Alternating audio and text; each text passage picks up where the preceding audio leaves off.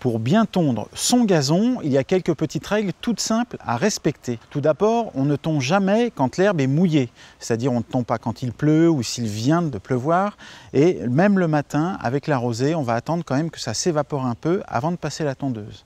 C'est la même chose si le temps est très sec et si l'herbe est très sèche, on va éviter de tondre à ce moment-là. L'une des règles principales aussi, c'est de tondre peu, mais de tondre souvent. Ça va vous permettre de laisser l'herbe relativement longue.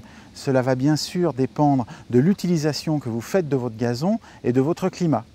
Le fait de laisser le gazon relativement haut va avoir plusieurs bénéfices. Déjà, ça va permettre un meilleur enracinement du gazon. Ensuite, ça va limiter l'évaporation de l'eau et ça va limiter aussi le développement des mauvaises herbes. Donc, 3 bénéfices pour une opération toute simple.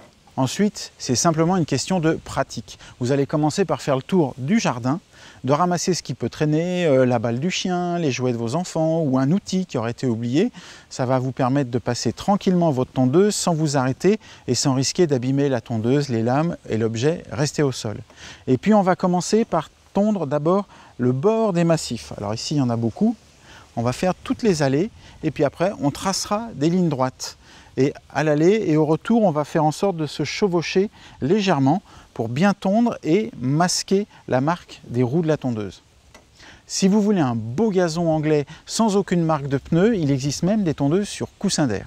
Les 2 grandes périodes de la tonte du gazon, c'est bien sûr le printemps et l'été.